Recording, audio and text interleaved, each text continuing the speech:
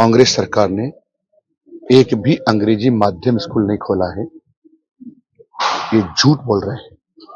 इन्होंने हिंदी स्कूलों को अंग्रेजी माध्यम में परिवर्तन करने का नाम लेकर के एक बोर्ड लटका दिया है, जहां न तो अंग्रेजी माध्यम पढ़ाने वाले अध्यापक हैं, न ही उनके लिए बिल्डिंग है, न ही और दूसरे संसाधन हैं, न ही शिक्षक दिए हैं।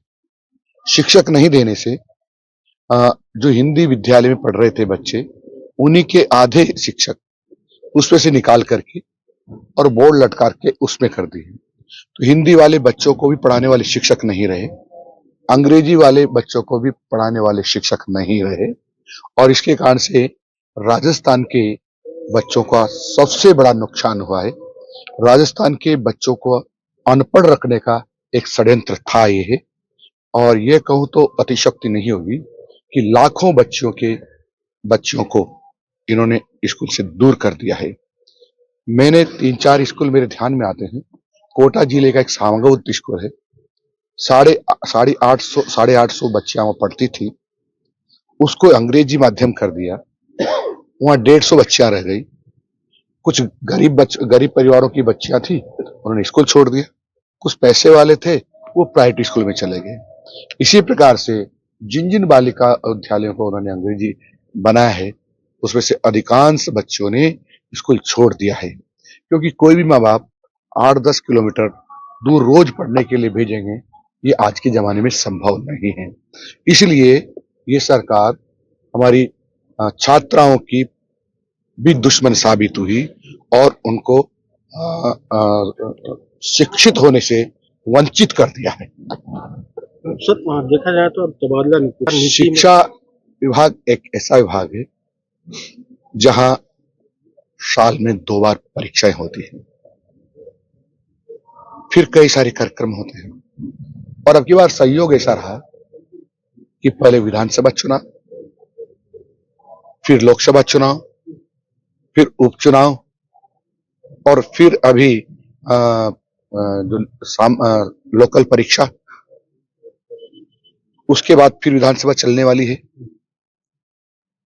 और उसके पैरेलली बोर्ड की परीक्षा होने वाली है। क्या ऐसे समय में ट्रांसफर करना चाहिए? इससे यदि इस समय में हम बच्चों के अध्यापकों के ट्रांसफर करते हैं, तो हमारी सारी परीक्षा की व्यवस्था हो जाती है। अध्यापक अपना कोर्स पूरा नहीं करा सकते थे, क्योंकि इंटीमेसी हो जाती बच्चों में टीचर में। जो एकदम नए टीचर आते हैं तो 10-15 दिन तक उनकी इंटीमेसी नहीं हो पाती है। इसलिए जो शिक्षा विभाग का यह निर्णय था, मेरे हिसाब से उचित है, और हम 15 मार्च के बाद माननीय मुख्यमंत्री से अनुमति लेकर के निश्चित रूप से ट्रांसफर करेंगे। सर, पंचायती राज के मंत्रालय कर्मचारी डीपीसी की लंबे समय से मांग कर रहे हैं। दूसरे डिपार्टमेंटों में लगातार पदोन्नति हो रही, लेकिन पंचायती राज विभाग के कर्मचारियों की संतुष्टि नहीं हो रही। इसको लेकर भी देखो, मैं तीसरी बार मंत्री हूं। जिस मंत्रालय में भी गया हूं, सबसे पहले मैंने एक ही बात कही है कि सबकी डीपीसी होना चाहिए, ऑल, और सब तैयारी कर रहे हैं। अभी शिक्षा विभाग में हमने लगभग सभी डीपीसी कर ली।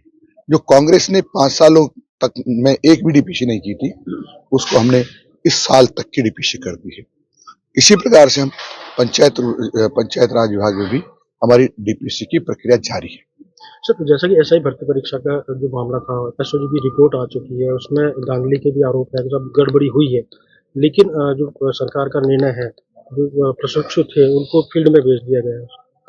देखो, क्या है कि गड़बड़ियां हुई है, ये तो सर्वविदित है, लेकिन इसमें 2 विचार हैं। एक विचार ये कहता है कि जिन्होंने ईमानदारी से पढ़ाई करके ये मंजिल हासिल की है, उसका क्या होगा। दूसरा, रद्द नहीं करते तो जिन्होंने बेईमानी से की है, उसका क्या होगा। इसलिए इस पर एक्सपर्ट कमेटी बैठी हुई है, सब फिर वो मंत्रिमंडल में आएगी और मंत्रिमंडल उचित निर्णय करेगा। पंचायती राज चुनावों को लेकर बात, पुनर्गठन की बातें भी हो रही है, लेकिन कब तक क्या वो पुनर्गठन कब तक हो जाएगा? साथ ही साथ जो सरपंच है वहाँ उनको हटाया जाएगा, प्रशासक नियुक्त किया जाएगा, या फिर एक बात चली कि मध्य प्रदेश वो सरपंचों का 5 साल में एक दिन भी कम नहीं किया जाएगा। 5 साल वह अपना काम करेंगे।